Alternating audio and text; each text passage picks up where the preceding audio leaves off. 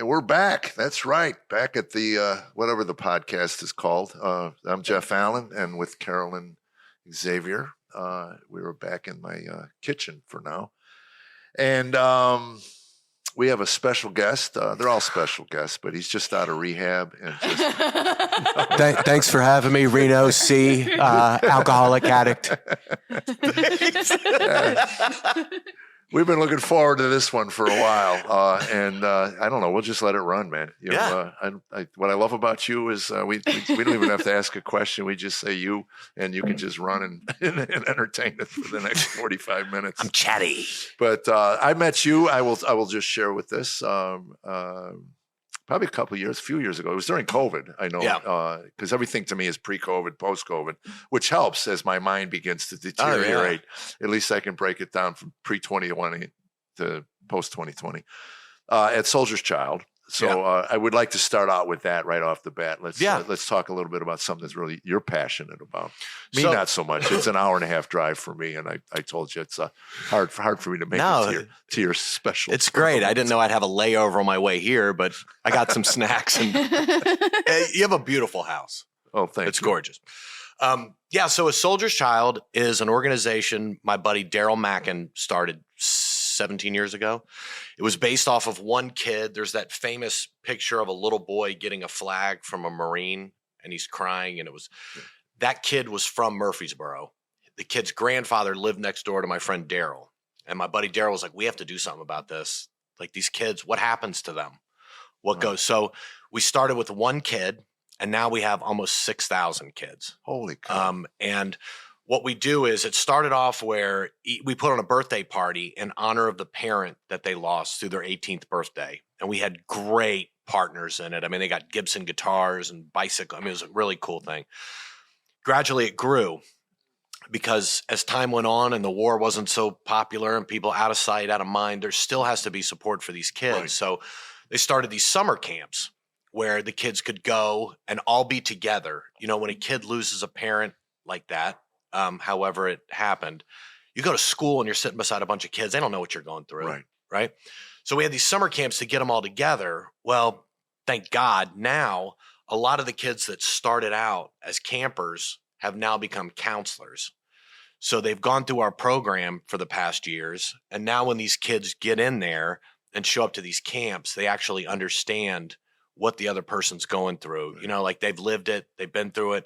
So there's a lot of empathy, a lot of compassion, and you can laugh around people when they've been through the same stuff you've been through. Absolutely. Right? And that's like, to me, the ultimate final stage of healing. Yeah. Is when there's the humor involved in after all the pain. Yeah. You know? It's, and we have hunting trips. JJ Watt went on a hunting trip with her kids, and we've had, I mean, it's it's funny. I've never been invited on one of your hunting trips. No, you have to show up to the golf tournament, not complain you live too far away. But that's, I mean, some people do that. Some people just don't have a heart for others. And that's okay. On my behalf, I did show up. Yeah, you showed up to the one that's 30 minutes away, but if it's an hour, I can't go there. But why don't you come out and do my podcast? It'll take 4 hours to set up. We'll feed you coffee and a salad and tell us some jokes, monkey boy. I thought you'd have an afternoon tea time, you know. I did, but it's 10. It's too cold. No, you have played in our tournament, and I very much appreciate it. And I'm prouder of that, of being involved in that. And the only thing I do, I don't want to overstep. And again, I'm glad I'm talking to you, by the way, because I didn't have no idea of the depths of the organization. I came up because you asked me to show up, and I showed up. And to be able to really find out now I'm more interested in. And you probably haven't lost. You went and got his shirt back from Goodwill. I'm going to get that go shirt back. Dude, I'll tell you the honest to God truth. When I first got involved, I didn't know what it was either. I was out on tour with Larry the Cable Guy. He had a golf tournament. Ron White had a golf tournament. I had a TV show on NBC. I was like, I need to have a golf tournament. So I found these guys. They found me and talked to me about it. So I really just did it for ego. Like I really just did it so I could walk around and be like, I got a golf tournament. Speaking of golf tournaments, let me tell you about my golf tournament. I really did it for myself. Then after I got sober, I started noticing, oh my gosh, dude, this is real.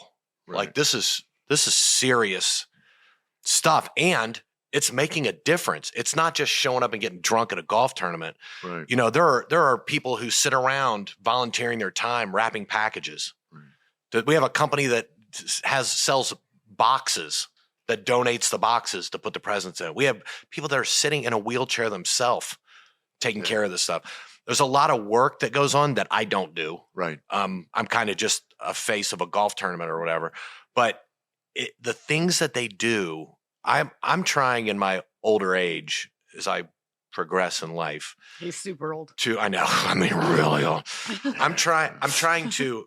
I don't want to say it, but I want to get up to heaven and have Jesus go, "Hey, dude, those first 45 years were a dumpster fire, but I like what you did at the end. Yeah. Get in, you little freak!" Strong. And I sneak in at the end, on a bell curve. Good closer. I always had the image of me running into heaven like one of those Special Olympic kids coming to the finish line, stumbling, falling down, and the Lord is going, "You're getting here. You can do it. You can do it, Jeff. This is just like the rest of your life." Exactly. Yeah.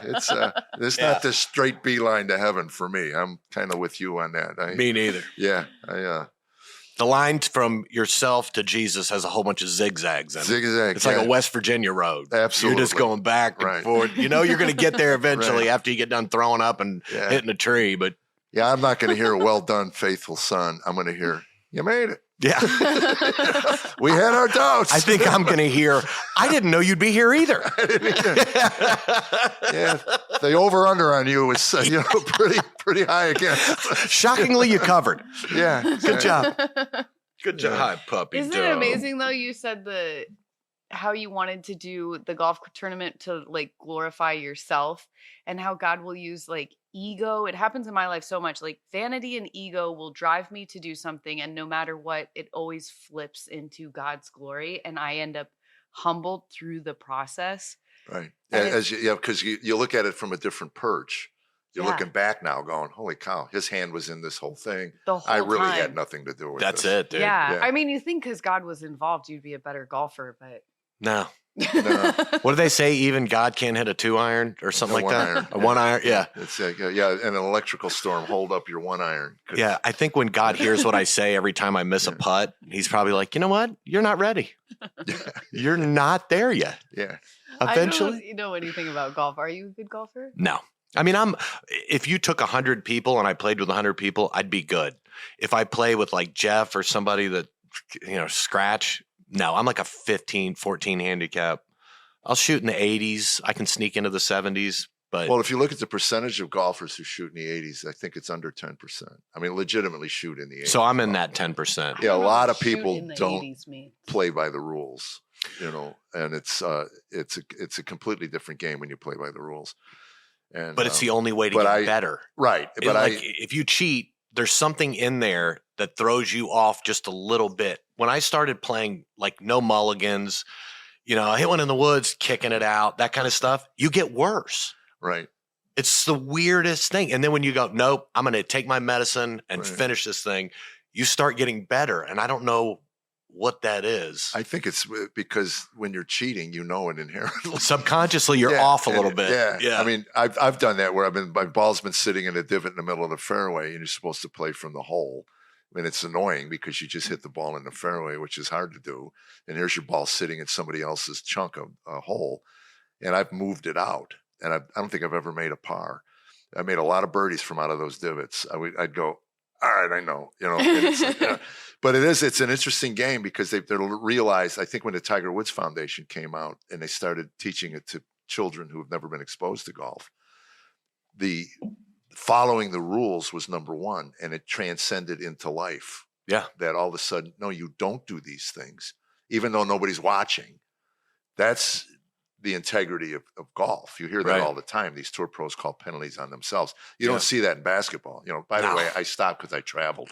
Yeah. I didn't hear the whistle. You didn't blow the whistle, but I traveled. Here's the ball back. And it doesn't happen. Right. In golf, the integrity is. And it's interesting. I think that's they always said if you want to get into a fist fight in a poker game, is accuse somebody of cheating. Yeah. Because it's hard to prove that. But it's one of those things that you just don't do. Right. You just don't. And it's like the lowest form of looking at another human being. If you find out someone cheats in golf, someone cheated. Yeah. I mean, I just heard a story about a guy that I played a lot of golf with, and someone told me this, and it's rumor, it's innuendo, I don't know. But in the back of my head now, whenever I play with them, I'm thinking, is it? Are they that guy? Yeah, that guy. Because Right. there are guys, you probably know, they never find a ball when you're with them. But No. all of a sudden you walk 20 feet away and go, hey, found it. Yeah, here it is. But wait a minute, that's green. You were hitting a white ball. Yeah. You know, no, I was always hitting a green ball. No, you didn't see what happened. There's with a range stripe on that ball. Is that a range ball? No, Right. No, that's my ball. I've been playing that the whole time. Well, years ago, companies used to take people who, when they were up for a job, to play golf. Oh, that's brilliant. And they don't know why. Hey, man, come play golf with us. And they'd watch them. And if you cheat, you're out. They're like, we're not hiring that guy. Yeah. no But, you know, so the integrity. guy who shoots 110 but counted every. So I play with these dudes, these three old black fellows that were all in Nashville fire chiefs, right? So they look like it's the cat, like you're watching Only in America. Or no, what's the Coming Eddie to Murphy America. Coming to America in the Coming to barber America. shop? Oh. Like they have gray hair and big glass. They're the sweetest, funniest dudes, but they play by the rules. They all shoot 120. They don't care, but it's by the rules. And they razz each other like I've never heard. They've been friends for 40 years and they're best buddies. But this was the greatest thing. So one of the guys is lined up for a putt. He hits his putt. He goes over the hole and goes like 10 feet past. And I was like, Oh, what a touch. yeah, I go, dude, I go, dude, you had the line. And his buddy goes, no, what? I go, you had the right read. And his buddy goes, yeah, but he had a third grade level. I love that camaraderie in golf. Yeah. Like the fun, but dude, and if I would have tried to cheat or anything, they just wouldn't have talked to me anymore. Right. Like it was. Well, it is. That's the way golfers are. It is and Lenny, my manager, is extremely stickler for the rules. Yeah. And I'll slap away a 18-inch putt, you know. And if we're playing for money, he'll go, put you down for 6. I go, no, he goes, I didn't give it to you. Yeah. And then that eats me up for 3 holes. So Right. I can't hit a shot because my head is swimming. Yeah. But you're right. It's the rules. It's It the is, rules. You know, and that's and it should carry over into life. It is like life though, because if you think about it, if you're doing something knowingly that's wrong, Right. it affects every other thing you try to do. Right. Just It's the like a weight of disease. it laying there. It is. It's like it just eats at you. Which is why you probably played better when you started playing by the rules. 100%. Yeah. And not only that, you start going like you can get a 7 on a hole, Yeah. but you feel like it's going to be okay because you're not carrying the weight around of that little voice on your head. Like, well, you know, you really cheated. You're really not. You didn't Yeah. really get Now, a 5 you on get it. paired up. Now, you travel like I did. Mhm. And do you get paired up on the road with people you don't know? Yeah. Any interesting stories of people you met that like cheat? You watch guys. Oh, 'Cause dude, that so happens many to me all people the time, cheat. you know. So many people cheat, and then you get done, and they go, "Hey, I'll tell you a story." So when I we was, were hoping. That's I was what out this on the whole road. thing's about. I was out on the road with a cable guy for like 15 years. Yeah. Right. 3 years in, I'd be watching golf on the bus, and he's like, "That is, what's the right word I can use?" He thought it was a sport for sissies. He had a Yeah. different language, Wait, but you know you're what I'm telling saying. me that toe You get major said a grown-up word? A lot of them. A lot of them. And it was, I don't want to watch that, put it on something. I'm like, no, dude, you got to watch golf. You got to. So finally, I was like, just come out and hit some balls. He came out, Wow, yeah. hitting ball. Now he's an addict. I know. That's like, what I was going to dude, say. Yeah. we play 36 holes a day, and I'd be like, dude, I have to be on stage in 20 minutes. Oh, we'll finish it. It's my show. I'm like, okay, you know, whatever. I'm changing clothes, running to the stage. So I bring him to play at my course in Murfreesboro. And this is right when he started out. He does not cheat anymore because he can't, because he's on TV Right. and other people pay attention. This is And right other when he people tell started. stories and podcasts about That's it. right. That's right. So he comes out and plays with me. We play. We're the only 2 people out there. It was on a Monday. The club was closed down. So they just let us have free reign. We get done. He's like, I shot an 84. And I'm like, you did not shoot an 84. I did on the thing. And he was doing that like 1, 2, hold on, 1, 2. Wait, I wasn't paying. 1, 2, 3, 4. And I'm like, God. So about 6 weeks go by. He goes back, whatever. And I go in the clubhouse to sign in to go play. And the guy who cuts the grass comes in. He's got a bag in his hand. And he goes, man, I cut the grass. He goes, one of our members must be a huge Larry the Cable Guy fan. And I go, what are you talking about? He goes, I found like 18 balls that say get her done on them. Get her done. Yeah. I'm like, I knew it, 84. I call him up. I'm like, hey, I got a bunch of your balls. He's like, well, look, I mean, I did take some. That's why I don't put my name on That's right. But dude, he's so competitive that he couldn't stand. Like people are always like, you guys compete with each other. I'm like, he won. I'm on his plane flying back to his house so I can get on a Southwest flight and hopefully get an A pass again. He won. You don't have to compete with me. Right. But we're like brother. Like if I win at something, and I was kicking his ass in golf then, now, dude, he's good. Yeah. He doesn't cheat. He doesn't, because he's playing on these tournaments on TV. Right.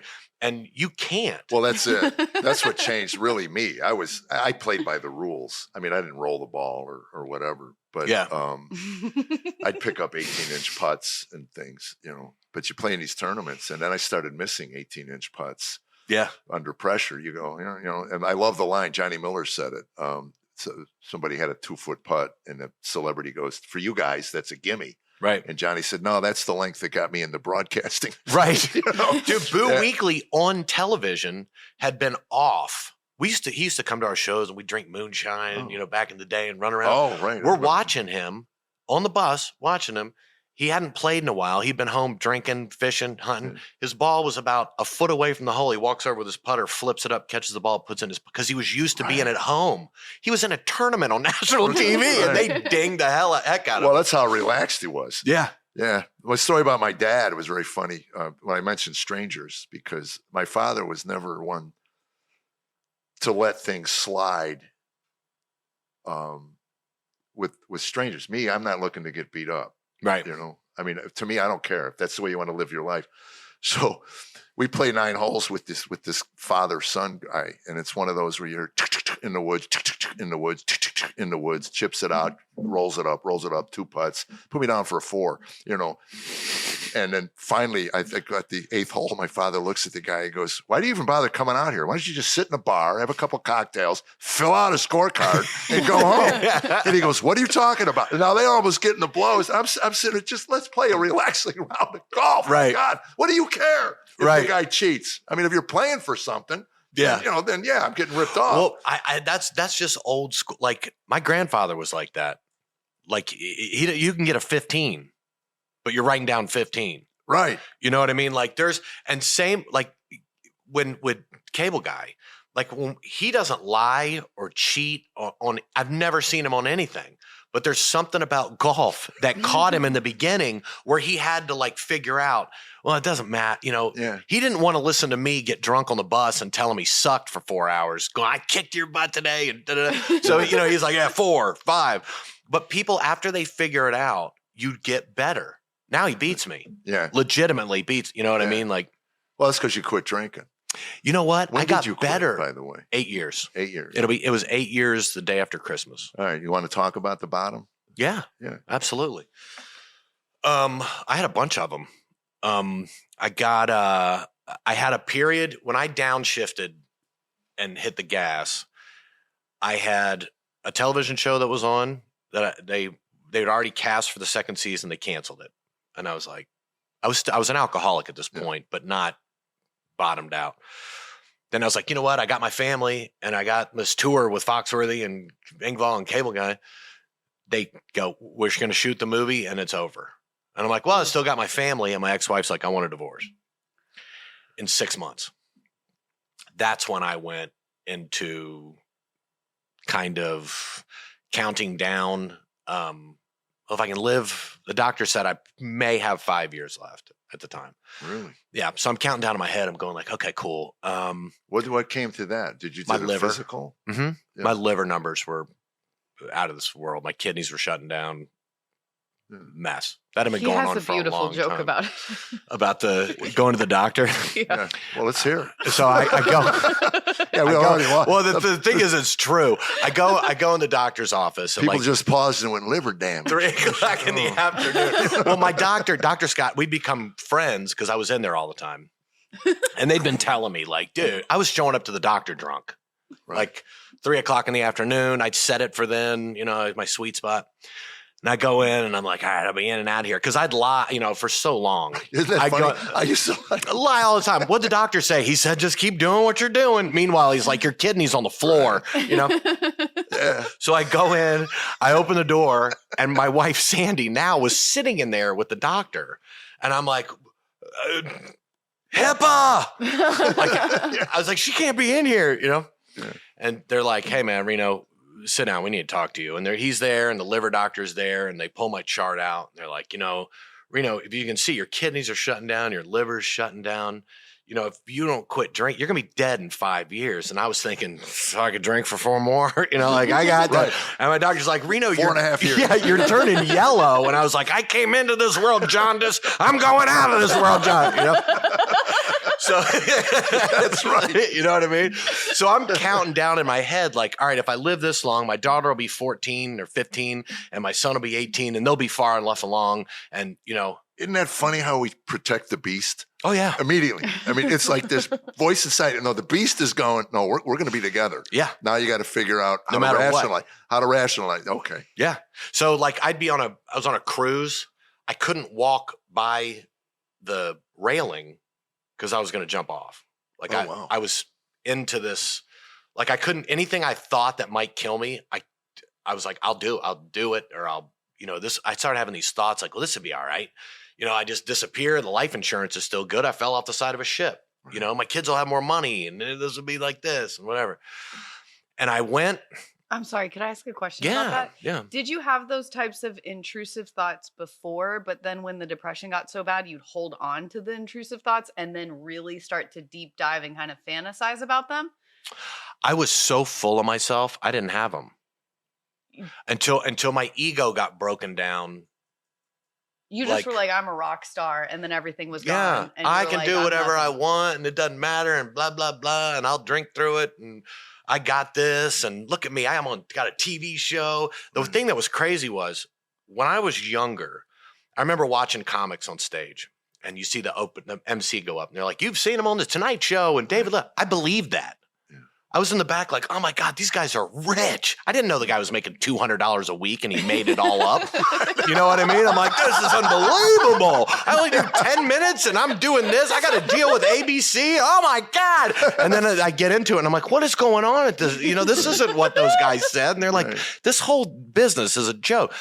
But every time I'd sit in the back and I'm like, if I could only get on TV, I'd be happy. If I could get my own show, I'd be so freaking happy. If I could get in a movie, I'd be so freaking happy. Right. Every single time I got something, I was more freaking miserable because I was going, when it doesn't fulfill you, when you spend your life and throw everything you have into something, get it, and it doesn't do what you wanted, it will send you into a world that is really hard to dig yourself out of. That's a crash and burn. That's a crash and burn. Yeah, it is. And then on top of that, when my ex-wife filed for divorce, I'm like, you're leaving me? I should have left you. Like in my head. That's what, I'm like, what are you talking? You're leaving me? You're not, and I didn't think she was that smart until I saw her attorney in court. And I'm like, holy, she's Einstein. This is the most brilliant woman I've ever seen. She's giving it some thought. She's been working on this for about 8 months. Let's didn't just find say that this out. wasn't an impulse. That's right. Yeah. This had been building. Yeah. So I went through. I'm sure I was depressed. I didn't talk to anybody about it. I just kept drinking and drinking and drinking. And one night, I'm out on the back porch with Sandy, and we were dating at the time. And I was like, you know what? I was crying. I'm like, I can't do that. I don't want to live. I don't want to do anything. Like, I can't take this anymore. And I knew I was dying. You can feel when your body starts shutting down, your brain is going, hey, man, and you can fight it off for a while. So what I did is I decided that on the day after Christmas, this was at Thanksgiving, the day after Christmas was going to be my day, and I was going to be done. So that seemed like a good idea. And I said, okay, I got a month. to drink. How much can I drink in a month? Because I'm never going to get to do it again. So I'm like, I'm only going to drink red wine. No one can chug red wine. I can drink it, squeeze the bag right out of the box. So, I am trashed for a month. Not a waking minute where I'm not like, Sandy's like dry heaving. It's 10 o'clock in the morning. She's like, you're drinking again? I'm like, I got 19 days. So, I'm just blistered for a month. It comes time to quit. I can't imagine why your ex wanted to leave. Oh, you know what? She had her own problems. I'm just kidding. Yeah. So it gets to the day, and I'm like, all right, I drank like a fish on that Christmas, and I'm like, all right, that's it. I'm good. I'm done. I wake up the next morning, about an hour into it, and I start throwing up all over the place. Puking. DTs, shake. I was shaking so bad that Sandy couldn't lay in the bed with the whole bed. I sweat through the comforter. I sweat through. My pee looked like Milo's iced tea, just dark brown gunk coming out. My kidneys were starting to shut down. I didn't know any of this at the time, and I didn't understand what detoxing was.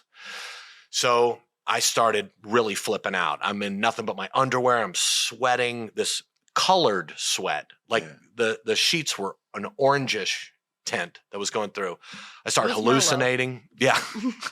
I started hallucinating, and like Sandy's trying to get me to go to the hospital. I wouldn't go. And she's calling a friend of ours that's a doctor, and he's like, he could seize out and die. And I'm like, you're not taking me, and I'm not going anywhere. Like, I thought I was, you remember the movie Ray, when Ray's like, no way, I'm going through it. No more needles. I'm taking it. For some reason, I think I'm a blind black blues singer, and I'm not going to do it either.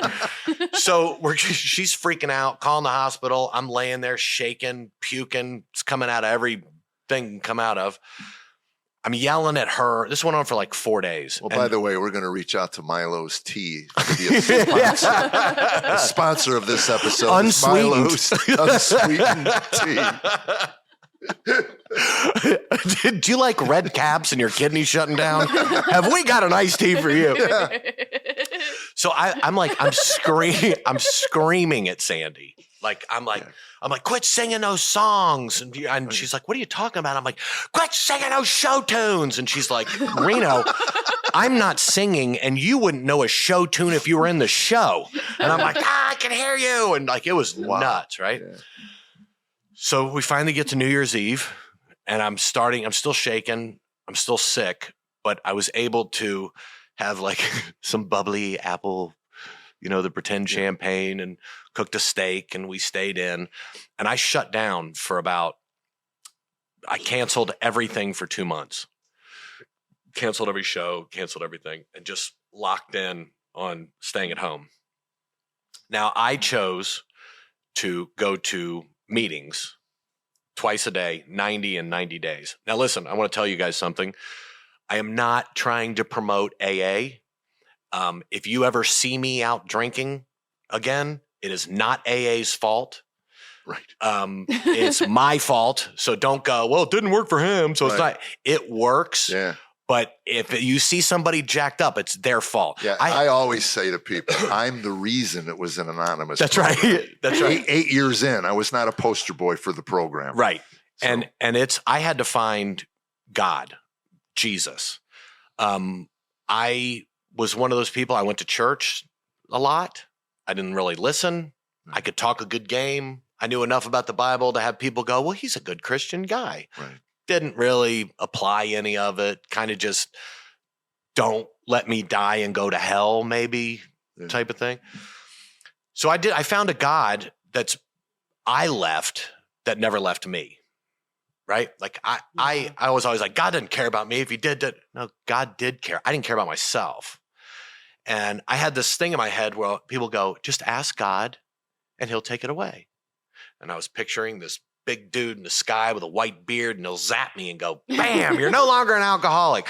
I didn't think like, well, God also gave me a brain and a soul and a heart and all these emotions that I can use. It's a lot of work. It's not a zap you out of something. I got myself into that mess, and I had to figure out a way to get myself out of it. Come to find out, I couldn't get out of it. God got me out of it. Right. I tried a million times. And a community. Didn't do squat. The community, 100%. Yeah. And I found too that I was a liar, a huge manipulator. My kids never ate anywhere that didn't have booze when they were little. Like, we want to go to Chick-fil-A. I'm like, Chick-fil-A. Sam's Sports Bar's got better chicken than anywhere in town. They're like, it's 10 o'clock. I'm like, they're open. They open at 10 o'clock every morning. So everything was maneuvering everybody out of my way so I could get what I wanted. It was whether it even be small little things, or it was all about me, man, and what I wanted and what I was going to get my hands on. And, I could hide it. I could sneak about it. I remember one time I was on a plane with Dan, Larry, whatever, coming back from a show. I was hammered drunk. And he's like, you having a good time? And I was like, yeah, dude, shut up, man. What are you talking about? Of course I'm having a good time. He goes, cool. He goes, when we go to all these different cities and you get blackout drunk with all these people, none of them care about you at all. So when you're dying, you're going to have me and your kids and your mom sitting there watch you die. So I just want to say on behalf of them, I really appreciate you giving me that. Oh, wow. And I told him to go. Yeah. But that's stuck in my head, man. Like, that really was like... Well, because you respect him. Dude, I respected him more than I would have ever told him. Yeah. I loved him more than I ever would have told him. Yeah. I loved his wife more. They gave me hard love, especially his wife, Kara. She wouldn't talk to me. She's like, I don't want you around my kids. I don't know what you're going to say. I don't know what you're going to do. I don't want my kids seeing this. And in my mind, I'm like, shut up. You turned on me. Right. What is wrong with you? You're not a real friend. A real friend would do that. Absolutely. And that's the hard love that I needed without my ego and people trying to appease me or, don't upset him. Or in this business, get something from you. Oh, it's all, worst. And that's what I was doing. I was trying to get everything from everybody else. But that's where the program is because of the honesty. Yeah. You'll make a statement and everybody laughs and you're wondering what they're laughing at because they told themselves the same lies. Yeah. Yeah, he believes that BS now. He won't later. But, and that's where I would learn to laugh at the pain and also get a look at the suffering I was causing. And I mean, a little old lady poked me in the belly one day after 18 months of sobriety. All I did was complain about Tammy for the entire 18 months. I'd raise my hand. She did. She finally pokes me in the belly and goes, I've been listening to you for quite a while. Maybe the problem isn't your wife.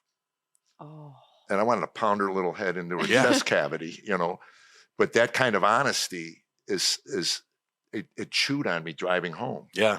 You don't forget those little seeds. And I believe those are God's messengers. God uses us to plant those seeds. And it's not always stuff we want to hear and that we want to build us up. Surrender for me. And I think that's kind of what you're talking about. Like you get in this, you blame everybody, and nothing's your fault. And it's, they did this to me and they did this. Why would they do this to me? Don't you know that? Right. So I kept hearing people say, like, just give it to God. Just leave it there and give it to God. Right. And I'm like, all right, God, here you go. And then I run out and do whatever I want. Shout out, crazy. Do you know Keith Alberstadt? Yes. The comedian. Okay. Years ago, we were doing a show in South Bend, Indiana. I was about 26 years old, maybe. In the throes of doing anything I could get my hands on. I mean, I came out of college. My mom said, she goes, you don't fit in anywhere. Figure out your favorite thing to do in the world and figure out how to make money at it. And I was like, I love getting trashed and I like telling dirty jokes. I'm a comedian.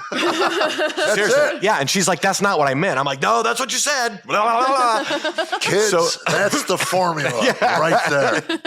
So we're up in South Bend, Indiana, and I'm in the throes of blowing it out. And we walk by the church or whatever, and I'm sitting there. I'm like, man, like I haven't prayed in a long time. And Keith is Catholic, right? Yeah. And I was like, Keith, I'm going to go in there and pray. And he's like, okay, cool, whatever. He's walking around looking up. So I go in this cathedral, and I'm looking around. There's hardly anybody in there. There may be two other people. There's somebody lighting a candle or whatever. And I get down in the pew, and I'm sitting there, and I'm like, okay, I'm like, all right, God, I just haven't done this in a long time. And I feel like this. And people can think I'm nuts. I don't care what they think. I know what happened. And it was like if you don't stop drinking now, you're going to destroy your life. And I flipped, dude. I mean, I'm getting goosebumps right now. I looked around. I thought somebody said it. Like, I thought Keith snuck up behind me and was jacking with me. And I'm like, you got to be kidding me, right? By the time I got from that pew to the back door, I'd convinced myself that I was crazy. That never happened. That's the effects of drugs and alcohol in the mind. I'm making stuff up. And I was drinking in 2 hours. Yeah. You fast forward 25 years, and I look back at that and I go, I said no to God. Yeah. I was like, nah. Yeah, that was cool. The way you did that and freaked me out. And I know it was real. And there's no way that was just in my mind. That was really cool. But you know what? I know better than you, dude. I know what I need to do this. And I had completely gone against it. And if you have feelings like that or thoughts like that and you turn against them, I promise you what he said is going to happen. Right. And you're going to live with that. And when you live with that, it's like cheating in golf. It's like anything else. You have that in the back of your head, knowing what the right thing to do is. I got a sign. Like I got something. And to me, if you'd asked me before that, can that happen? I'd have been like, yeah, to lunatics. Right. To those whacked out Christian people that are running around hitting tambourines, playing with snakes, but that doesn't happen to real people. You got a problem with people like that? No. You got a problem with Pentecostals? I saw your snake pit. I'm cool with it. Snakes? And I like your banjo. But what I'm saying is... No, I'm with you. I know exactly what you know what I mean? And I said, knowing what just happened, that it's not real. Yeah. There were, when you were talking about that, there's something I don't remember ever sharing it, but I'm talking 19, 20 years old. I was laying at a friend's house. He had a home, but he was living with his girlfriend. So he let his brother have the house. So I would just crash there. I didn't have to pay rent. Well, they wanted rent, but I convinced myself that they didn't need it. Yeah. So, I didn't pay rent. But I was laying on this mattress on the floor and just night after night, drinking. And I'm laying there one night and I'm crying in my pillow because I knew I was destroying my life. I knew it. And this flash of white light, as sure as I'm talking to you now, I can still see that moment, this flash of white light. Didn't hear a voice, didn't hear anything else, but I've never forgotten that flash. And when I've heard people talk stories about their encounter with the divine, and they mention things like that, I got the reference point. Yeah. It was there. I don't know what it meant. I don't know what it was, but it was a moment that shook me to my core, laying in bed, crying at 20, whatever. I don't even remember how old it was, but it was 19, 20, 21. But years later, I get into walking my walk with my relationship with Jesus. And then I hear people tell stories like that. I believe every one of them. Dude, it's funny because nobody wants to tell them, but as soon as you do, somebody else has one. Well, absolutely. Always, yeah. Like you're right. You're right. Like, in a sane world, I mocked what I believe for so many years. Yeah. I mean, it's funny. The first 2 years I became a believer and got into the Christian marketplace. Yeah. I worked for every one of those televangelists. It's as if God said, hey, I'm going to meet, you can go meet these people and find out they're actually normal, decent human beings. Dude, you know something else about it? You could ask me a question about anything that happened within a 3-year period around that happening, and I couldn't tell you. Right.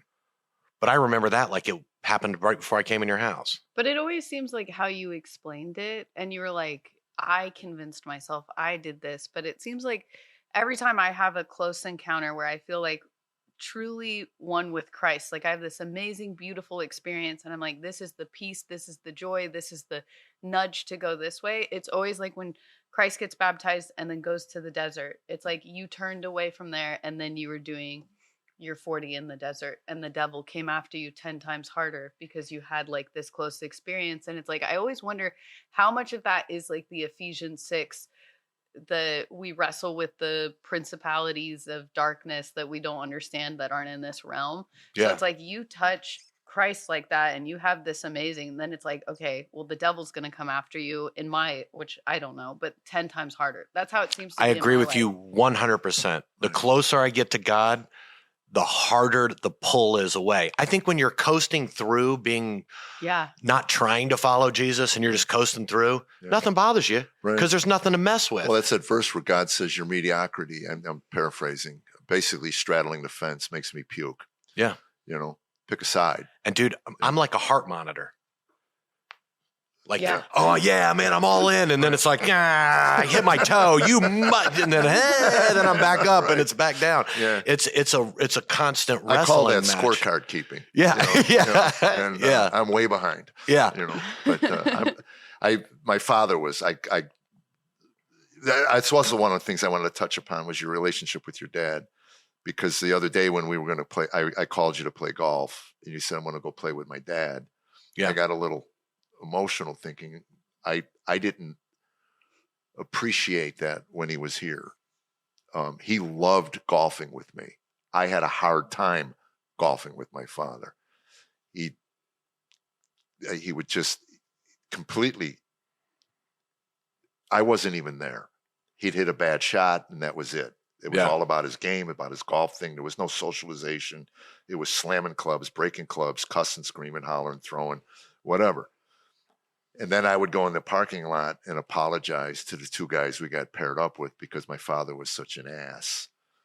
And there was a period of a very discernible moment in Arizona where I started to walk to the parking lot. Now I'd been in recovery for 10 years, maybe at this point in therapy. And I said, I'm done apologizing for the guy. My mother would call me and say to me, I know you don't know this, but your father really appreciates playing golf with you. Right. I know it's hard for you. And I said, Mom, it's the hardest thing in the world to do because I don't get any joy out of it. It's a chore. And it's almost like an obligation. So when I called you that day and you said, well, I'm going to go golf with my dad, I thought, well, you got a wonderful relationship with your father. But most of us didn't. No. Do you do now or? So we had a really hard time. My parents got divorced. I went to a military school. I got to military school. My grandmother died, who was like the heart of our family. I was living at this school from 14 to 18. And then my parents got divorced while I was there. I'm a mama's boy. And I had a lot of anger built up big time. We had some drag out real, I mean, we fought in the backyard. Like we had real clashing of heads. It took me getting sober to take responsibility in a lot of ways for my fault in that. And I don't want to speak on what he did, but did it help having kids of your own? That was the total turnaround point. Right. Once my kids got old enough that they didn't want to do stuff with me, I was like, well, not only that, dude. I mean, when you get into having a kid, you go, I found a totally new appreciation for my parents. Right. Yeah. That I had taken advantage of. And I'm like, God, you were I thought my dad was so jacked up and this and that. And then I find myself, well, look what I did. So it really is hard. And I couldn't handle a lot of it. So I did this and I did what I wanted and I traveled all the time and I did all these things to say, who am I to sit there and look back? One thing my dad did, and I've told him this numerous times, if I had something going on, he was there. For all of our problems, all this, if I had a baseball game 6 hours away from our house when I was living at military school, he'd drive and go to the game. I still, when he left, I was like, freaking jackass, dude. You know what I mean? Right. But in retrospect, if what his strength in life was being the guy who shows up, if you called him right now and said, I know you don't know me, I'm Jeff, I'm Reno's friend, I got a flat tire, he would be there in 20 minutes. That's his gift. Right. No matter who it is, no matter what it is, he will freaking go and do it. But does he have problems outside of that? Of course, so do we all. But when I started concentrating more on his strengths, and I'm not trying to dig, but like, I still have the ability to go do it with him. Right. What do I want my kids to do when I'm that age? Forgive you. Forgive me? Absolutely. Deal with, I have some little quirks and things that get on your nerves. So what? Right. That dude did a lot for me. And he deserves to be treated in a way that, now, by the way, you guys, this sounds like I've got it all together. I don't. We still can lock horns and all that. But the things that changed when I got sober, I didn't even notice until people told me. Empathy. I had zero empathy for anybody. But you better feel bad for me. Right. Always a martyr. Yeah. Always a martyr. always the sad, oh, look at him. He's so happy. Then he laughs all the time and da-da-da-da-da. Yeah, in front of a crowd. Right. Behind the scenes, why is everybody against me? Why do they do that? Why does he have that and I don't have that? How come he has the jet and I got to? Is that not the most insidious cancer of the human condition? You eat yourself from the inside out. Yeah. Envy is, and it's funny. I've shared this in other comments. I'm not going to go deep into it, but I catch it creeping into my life today. And are you kidding me? But fortunately, I'm mature enough in my walk in myself to go, wow, that's a cancer that cannot get a grip. But it is the most, and it's so ubiquitous today with social media. People turn on to social media and they naively think that those people that they're looking at Instagram, this is their life every day. Yeah. You know what amazes me though, is it's so funny how envy will pick where you find the holes in yourself. Like for me, I've really struggled with, you pull up Instagram and it's these beautiful women or whatever. And it's not like, oh, I want their career or I want their brain or I want their degree or their family. It's like, how come I don't look like that? How come I wasn't born like that? And then it's like, whatever your insecurity is, the envy will just attach itself so quickly. Wow, that's a great point. That is a great point. That. Like, it's so crazy, but I'll get with Brent and I'll be like, well, I need to have a better body because if I had a better body, you would love me more. Because that's what I was told when I was a kid with The Biggest Loser and The Swan and Thunder Thighs and, take your pick of all the Rice Krispie treat dieting or whatever those rice cakes were like. And that's what I was fed. You're nothing unless you look like this, especially growing up in Los Angeles. So now it's like, I have this like drive to be financially successful just so I can buy that. And I'm like, well, none of that comes from Christ. Christ picked me to look like this, to be this person, to walk on this path, to eventually glorify him and be purified with his love. And it's like, it's just that insidious. And it's like you said, just like a disease. A secret nobody tells you is when you hang out with people, like people that I've looked up to in my life, especially, in this business, and then you get to hang out with them and see them behind the scenes. And I'm not talking about cable guy. I mean, but very extremely wealthy, successful people are some of the most miserable people I've ever been around in my life. And I never would have thought that. Like I always thought like, God, they have everything. If I had money, I would have zero problems. Right. Dude, I don't see very many. I had a wealthy friend of mine years and years ago, because I was broke, and he discipled me. He led me.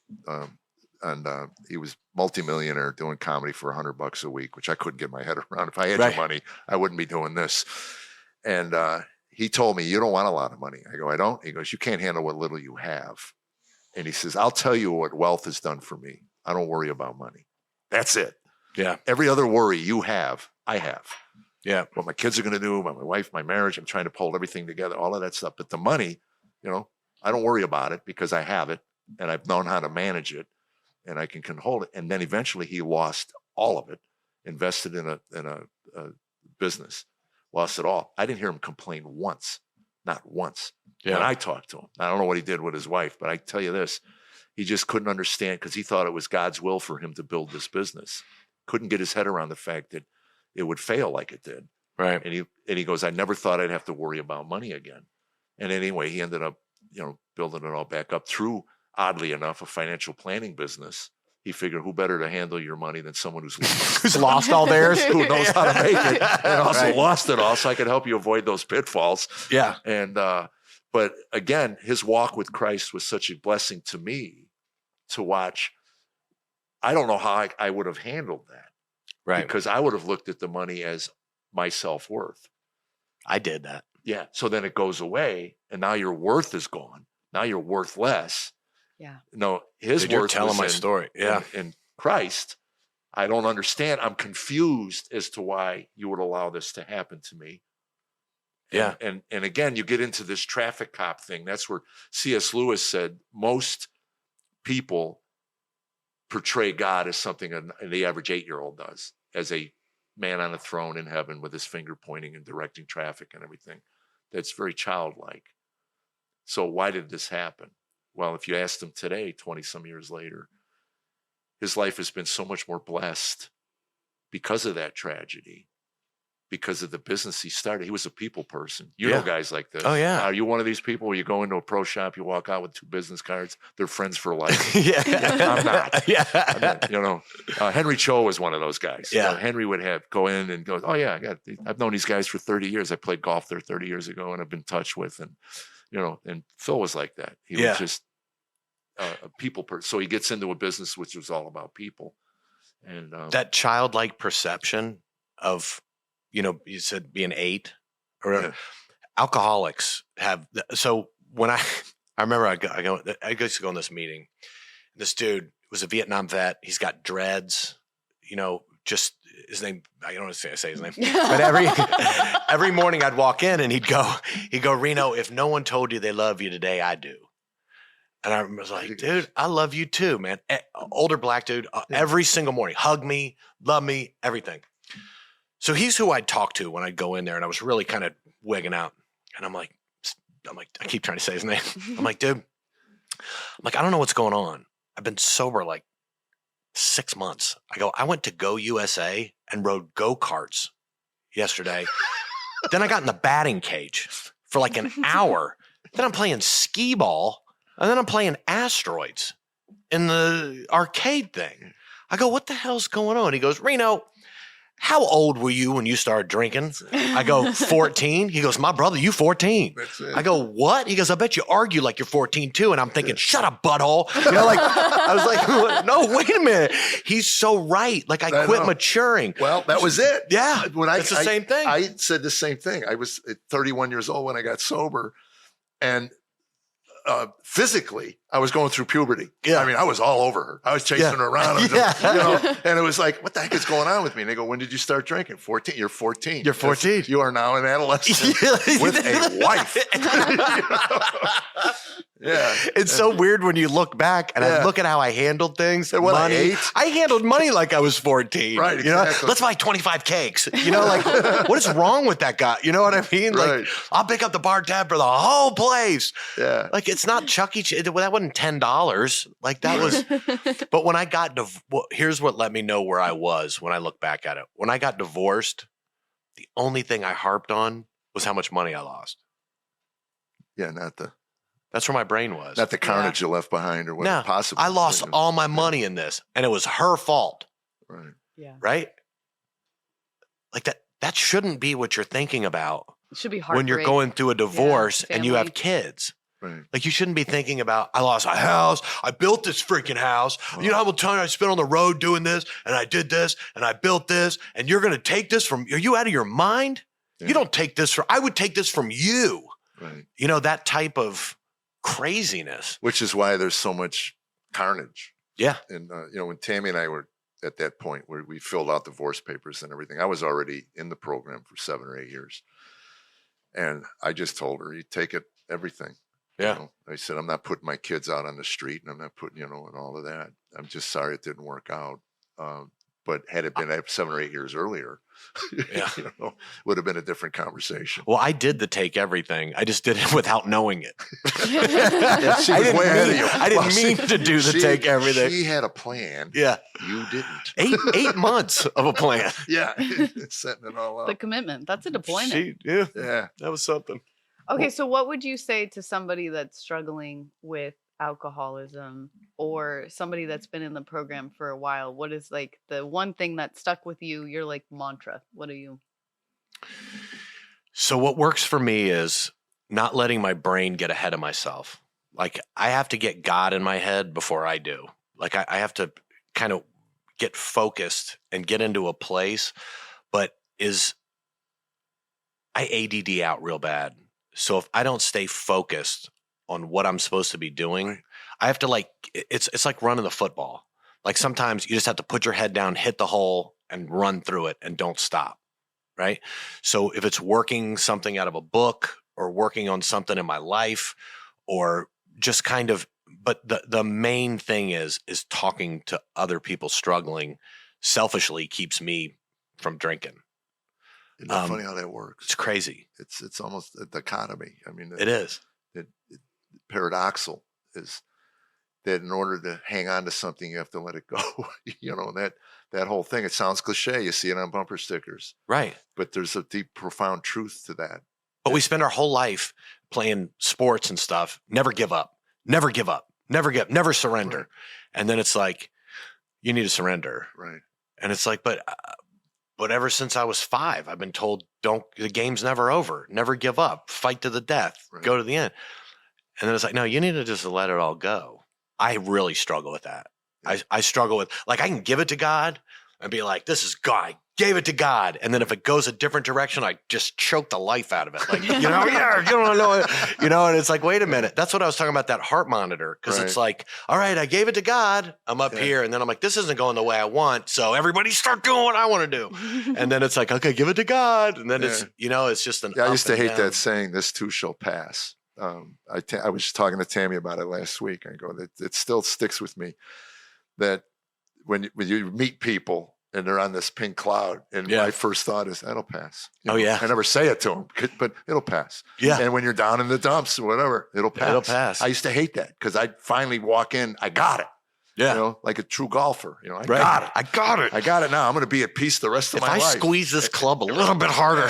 So in the program, you stand there and you raise your hand and go, today, man, I got it figured out, man. I get out of my bed and I pray on my knees in the morning, like you've been telling me to do. And also, wow, everything's great. I'm never going to have a problem the rest of my life. And 3 days later in a fetal position in your bathroom, just go, why do you hate me? Dude, I'll tell you something.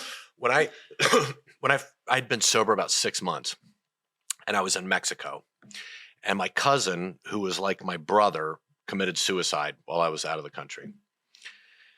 And I love this kid. We were so close, and I was kind of coming unglued. Like you couldn't console me. I get to the airport. I walk directly into the bar, and I call my buddy I've been friends with since college, and he's in the program, and he knew my cousin. And I go, dude, this is it. I'm getting a beer. And he goes, okay, let me tell you something. If you do, it's because you have been waiting for something to happen where you could drink, where everybody'd go, well, of course he did. I mean, why wouldn't? Who wouldn't? Right. He goes, so don't blame it on him. Don't blame it on the situation. This is your fault. If you do, this is on you. And I didn't. But I never thought about it like that. Right. Like, even at that point, I couldn't take responsibility for, and I was waiting for something to happen where everybody'd go, well, he did great for 6 months, but I mean, who wouldn't? Right. How could you not drink at a time like that? Right. Well, it's a mind that's why I try to stay out of my own head and concentrate on God as much as I can. I'm not going to sit here and be like, all day I'm floating through the clouds. You're not? Oh my gosh, we are. Me and Carollynn. The joy of Carollynn floated in from the driveway this morning. We actually have a monastery in the back. Unbelievable. I saw it. It had golf balls and a little green thing. All the golf balls. Is that the kneeler? Is that where you kneel? The kneeler. Yeah, where I kneel. Well, gosh, Reno, I'll tell you what, man, we got to wrap this up. But, man, we're going to do this again. I'd love to. Especially right before your golf tournament that I'm going to be in, right, this year. Yes, you are. When it's Columbus Day every year, October. Oh, well, gosh. Oh, my gosh. Did you just say Columbus Day in 2025? Oh, my gosh. It's Columbus, Ohio. Not the holiday where you get half off your mattress. It's Columbus Day. I just told everybody how old you are. I mean, are you kidding Columbus Day? You know That's what? why we have Carollynn here to remind us of where There's we're a lot of good culture. stuff that Christopher Columbus did, too. It wasn't all just hacking up Indians. You know what? There were missionaries that came over. Right. There were a lot of things that happened afterward. Well, you know what? Sometimes the missionaries get a little out of line. Taught the Native Americans how to wash blankets, See? There's always some good stuff. There's so many things I want to say right now. I read a book on Christopher Columbus, and it was an interesting story. He would pray fervently in the middle of storms, in the middle of the ocean, for God to get him out of it. And then he'd get back to Spain or wherever, and then he'd completely forget. So it was like that was his heartbeat. Well, that was it. That was it. That was just so funny. But it was like, don't we all do that? Foxhole Christian. When my son was in Iraq, the first letter we got back from him was he wanted a Bible because he goes, it's hard, and so I said, at least we know where he turns when life gets hard. That's good. We did something right, And a lot of parents sent their kids bottles of Scope that had vodka with green food coloring in it. When I did USO tours, I used to get hammered with those guys. You always look for the foreign troops and the special ops guys because they can drink all they want. Because over there you weren't allowed to. You weren't I was allowed so to drink. excited. I was like, what did they do with Jesus and Scope and vodka? You're like, No, they got hammered. these guys would have they'd get a bottle of Scope, like you get a care package, and there'd be a bottle of Scope, but it was vodka, and they'd squirt green food coloring in it, so the guys could have something to drink. By the way, this is how people with ADD wrap up a podcast. It's like 8 or 10 more minutes. Yeah. Have you ever seen the monkeys at the zoo? God bless you, Reno. Thank you too, man. man. I we love love you you. guys. Thank We you love for you so having me much. on. Coming on.